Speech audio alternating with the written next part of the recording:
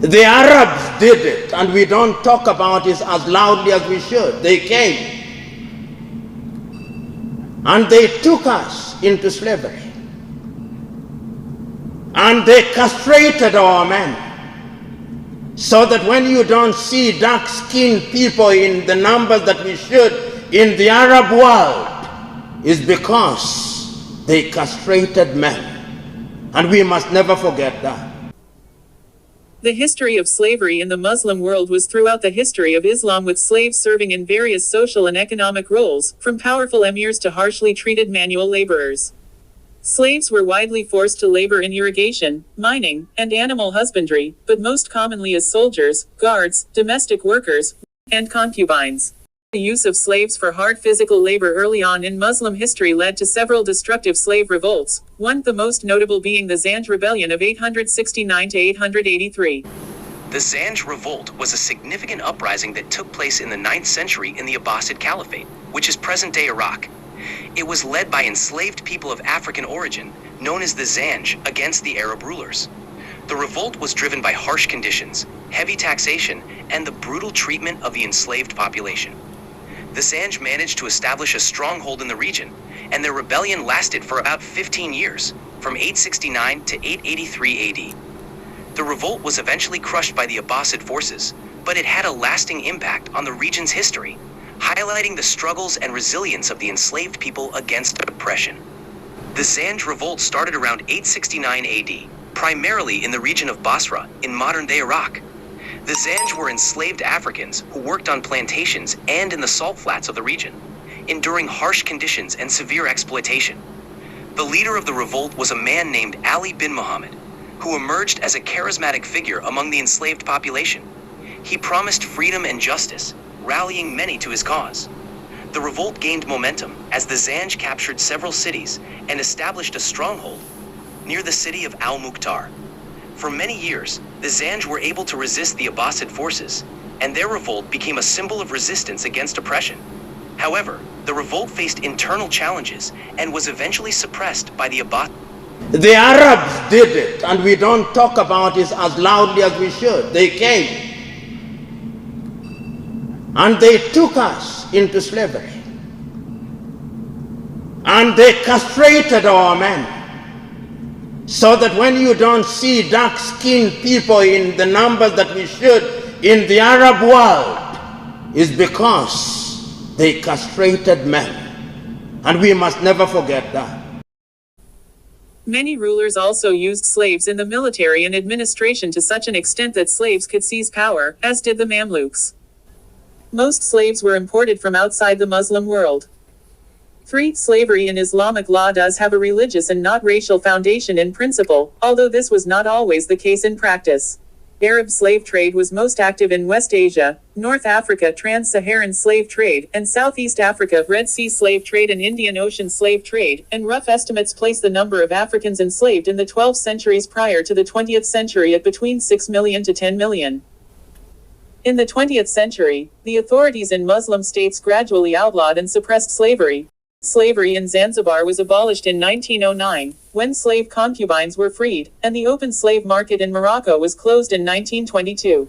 Slavery in the Ottoman Empire was abolished in 1924 when the new Turkish constitution disbanded the imperial harem and made the last concubines and eunuchs free citizens of the newly proclaimed republic.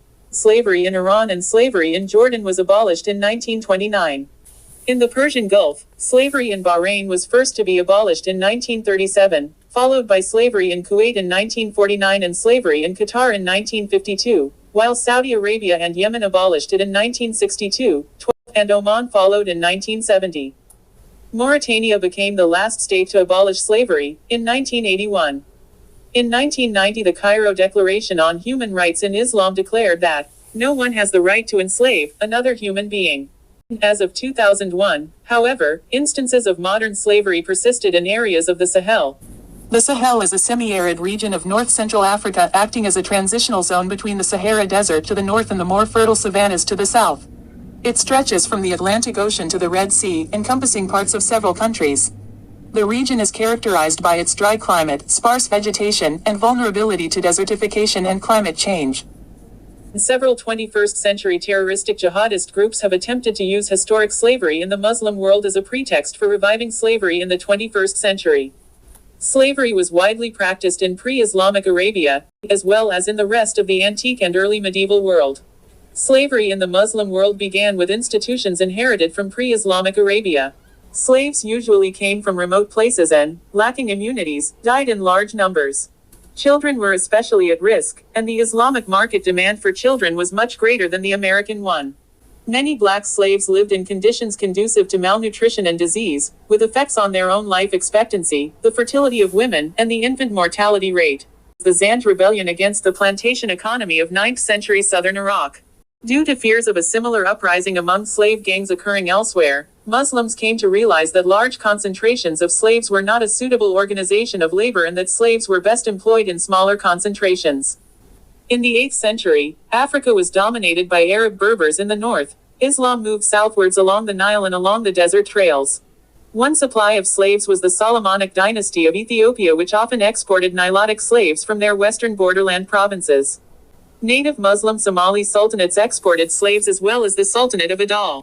Up until the early 18th century, the Crimean Khanate maintained a massive slave trade with the Ottoman Empire in the Middle East. The Arabs did it, and we don't talk about it as loudly as we should. They came, and they took us into slavery,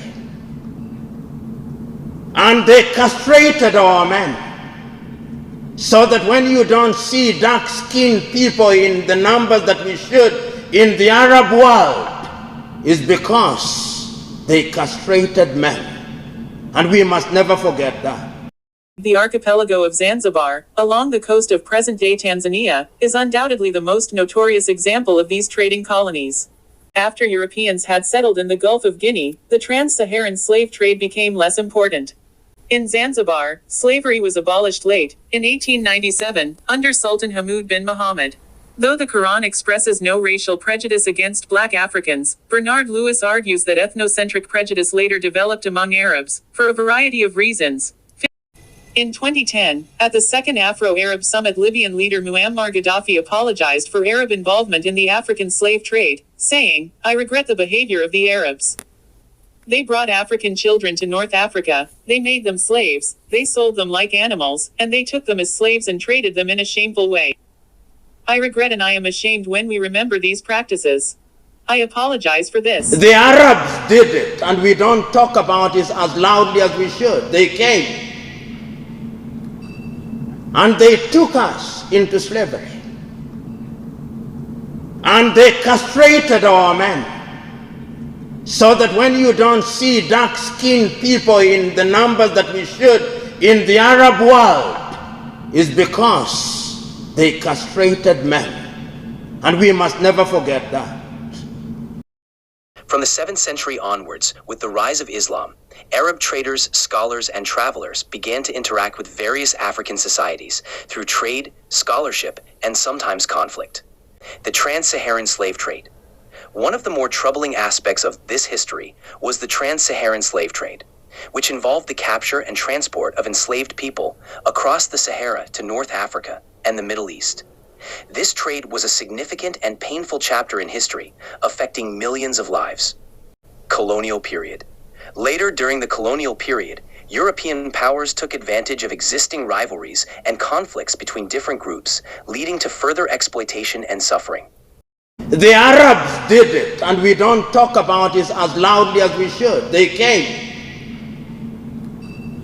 and they took us into slavery, and they castrated our men, so that when you don't see dark-skinned people in the numbers that we should in the Arab world, is because they castrated men. And we must never forget that.